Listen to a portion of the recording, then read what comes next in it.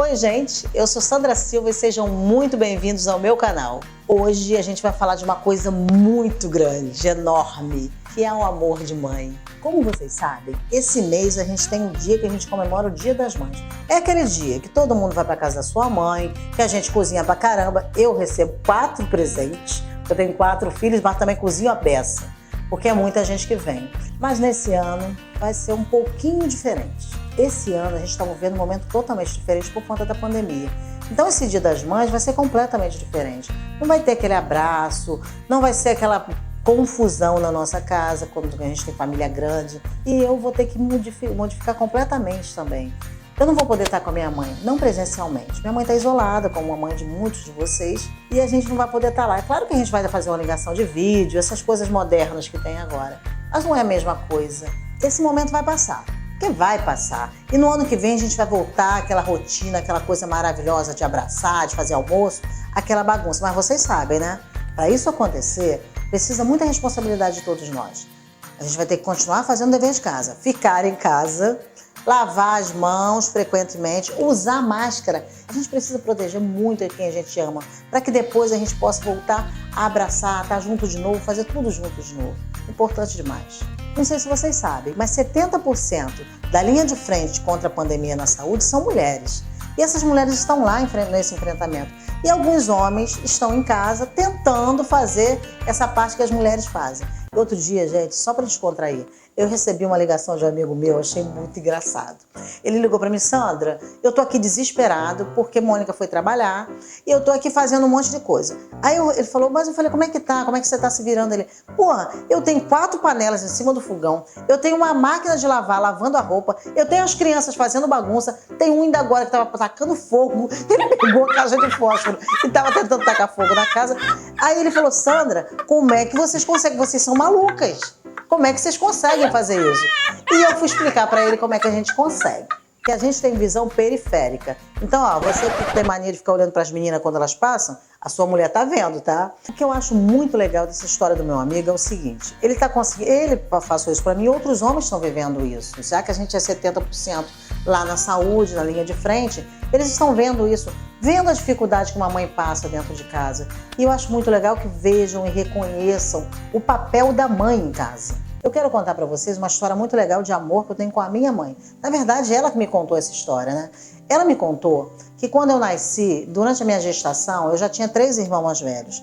E ela passou muita necessidade, a gente era muito pobre. E ela alimentava os meus irmãos que estavam ali e não se alimentava. E eu lá na barriga da minha mãe não me alimentava. O que aconteceu? Eu nasci com desnutrição. E por conta disso, quando eu fiz 2 anos de idade, eu ainda não andava. E aí ela me levou ao médico e o médico falou: a Sandra nunca vai andar. Imagina você, mãe, se você recebesse agora a notícia do médico: seu filho não vai andar. O que você faria?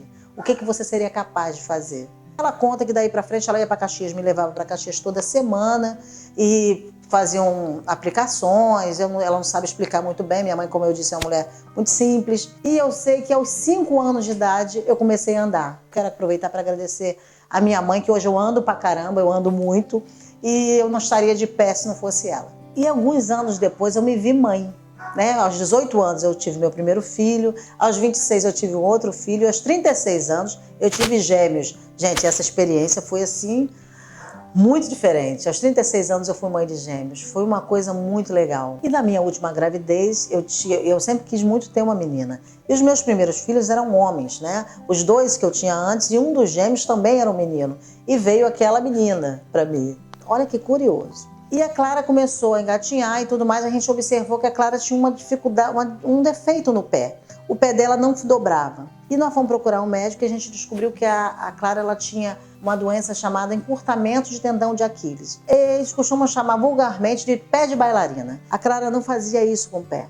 Isso queria dizer, assim, palavras mais tranquilas, que a gente entende, que a minha filha tem muita dificuldade de andar. Olha só, eu passei por isso, minha mãe passou por isso e eu estava passando por isso também. E quando eu recebi essa notícia do ortopedista, que eu fui lá em Niterói levar a Clara, me deu uma coisa assim, eu falei: meu Deus, como é que eu enfrento isso? Mas tem que enfrentar, né? Que a gente tem que enfrentar as coisas. Mas eu lembrava do que a minha mãe passou poxa, 30, quase 40 anos antes comigo, sem saber de nada, e ela enfrentou, então eu tinha que enfrentar isso também. E eu lembro que a gente ia lá em Pebetá, aqui perto de Magé, a gente tinha que ir toda segunda-feira com a Clara para fazer a fisioterapia. Ela começou a fazer o tratamento de fisioterapia para fazer com que o pezinho dela, além da bota que ela usava, gente, era muito difícil. Porque eu até me emociono quando falo isso. A Clara, o tratamento que a Clara recebeu foi tratamento de choque. Então ela levava choques no pezinho dela para ficar, e ela chorava muito. A Clara tinha 1 ano e pouco nisso. Cada vez que eu ia lá, aquilo me dilacerava. E aí eu entendi. Eu entendi o que minha mãe sentiu quando falaram para ela que eu não andaria. E eu senti que naquele momento eu tinha que ser forte pela minha filha, porque ela ia andar. E andou muito, tá? Tá com 14 anos agora. Logo depois ela começou a fazer os exercícios com choque. 1 ano de tratamento que a gente fez, ela andou. Normalmente ficou com o pezinho um pouquinho torto, depois foi acertando. Mas a minha Flor, a minha filha, anda normalmente agora. E nessa dificuldade toda que eu tive, dessa história que eu contei da minha filha, que eu vivia com ela para vocês, eu quero falar sobre uma outra coisa também. Não é só glamour. Ser mãe é muito bom. É maravilhoso, inclusive. Mas existem dificuldades enormes que a gente passa. Existe a dificuldade que a gente acha que a gente não vai dar conta. Existe o sofrimento, o medo de perder o filho, o medo de não estar sendo a melhor mãe do mundo.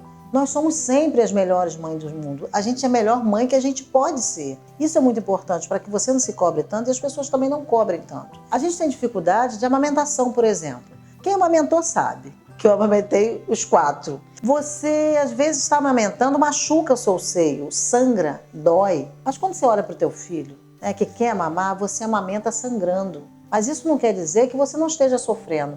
Você é capaz de passar por cima daquele sofrimento pelo seu amor. Tem horas que as mães jovens, eu vejo isso. Eu fui uma mãe muito jovem. Fui mãe com 18 anos. As mães jovens às vezes sentem falta de ir pra balada, de encontrar as amigas, de conversar. E isso, aí alguém fala, mas agora você é mãe. Agora você é mãe, mas você é uma pessoa. Então você que está do lado dessa pessoa, tenta entender um pouco a fragilidade dela. Tenta entender que além de ser mãe, ela é uma pessoa que tem fragilidades, que tem medos, que às vezes não sabe o que fazer com aquela criança no colo, que desespera, que fica sem dormir de madrugada, sem saber o que fazer. Não é uma coisa fácil de viver. Essa experiência de ser mãe, sem dúvida nenhuma, é a melhor do mundo, mas não é mais fácil. A gente precisa de quem está do lado da gente sempre. Então, se você está aí perto de uma mãe muito jovem, que às vezes reclama, não critica não. Não é fácil. E você, mãe, que ouve daqueles filhos, eu pelo menos tenho 4, eu ouço isso. Ah, você gosta mais do meu irmão do que de mim.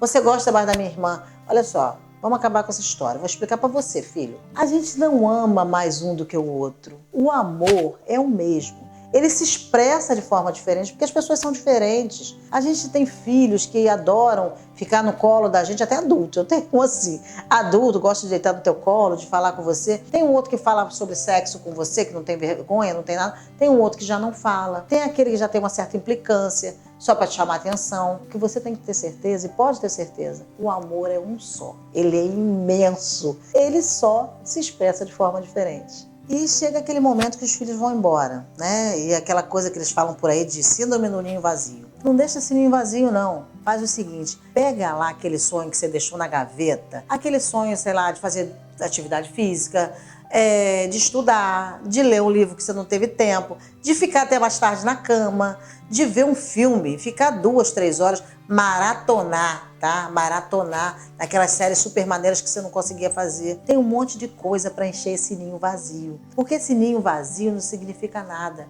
Porque esse ninho, na verdade, de verdade, ele nunca vai esvaziar. Porque você nunca vai deixar de ser a mãe que você foi a vida inteira. E outra coisa, tá? Nosso espaço é nosso. No coração dos nossos filhos, nós vamos viver para sempre. Eu lembro que minha mãe dizia, um dia você vai entender o que eu estou passando. Um dia você vai saber por que eu reclamo tanto. Hoje eu entendo isso quando eu vou no quarto dos meus filhos e dou uma olhada para ver se eles estão respirando. Quando eles têm uma febre que não sei de onde que veio e eu acho que eu crio teorias de que aquilo é uma coisa séria, uma doença, e eu fico apavorada. Eu entendo quando eu fico só ouvindo o barulho do portão para ver se ele está chegando. E quando ele chega, eu dou um tempinho e vou lá no quarto para ver se ele está dormindo bem.